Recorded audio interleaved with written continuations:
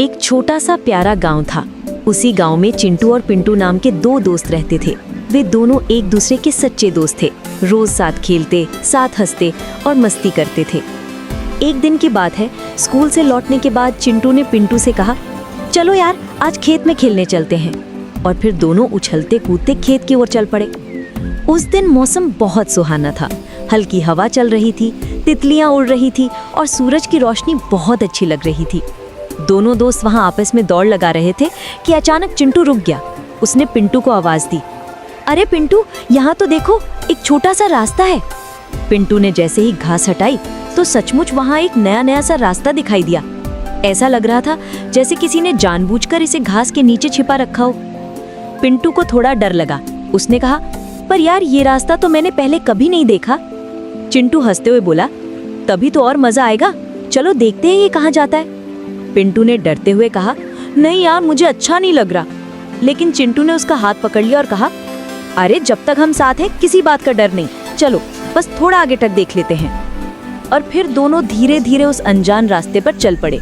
रास्ता उन्हें एक जंगल की तरफ ले जा रहा था। चारों तरफ ऊंचे ऊंचे पेड़ थे और पत्तियां हल्की रोशनी में चमक रही थी।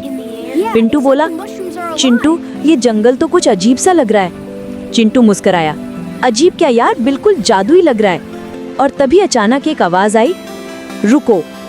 दोनों दोस्त एकदम से डरकर रुक गए और पीछे मुड़कर देखा, वहाँ एक सफेद खरगोश खड़ा था। और हैरानी की बात ये कि वो बोल रहा था। खरगोश ने दोस्तों से कहा, डरो मत बच्चों, मैं एक जादुई खरगोश हूँ।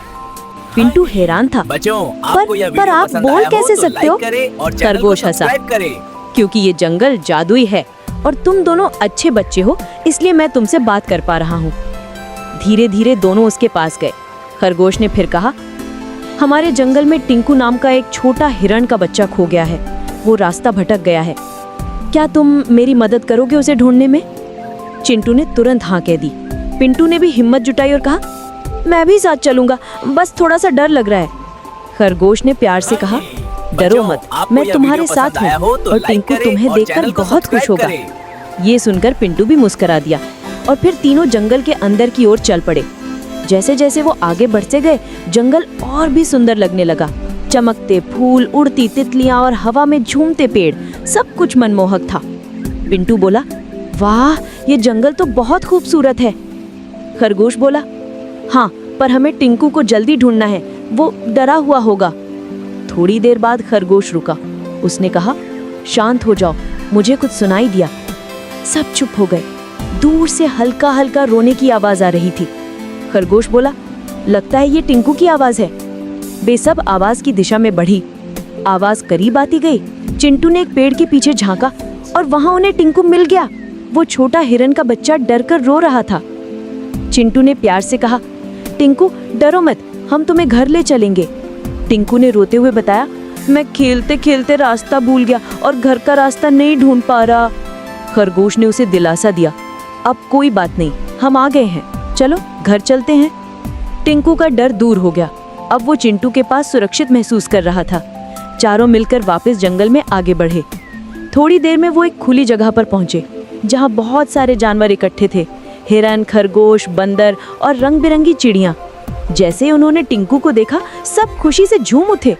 एक बंदर चिल्लाया, टिंकू मिल गया, टिंकू मिल गया।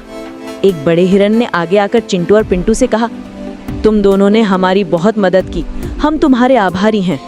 चारों तरफ खुशी का माहौल था। चिड़ियां गा रही थीं, पेड़ ऐसे हिल रहे थे जैसे ताली बजा रहे हों।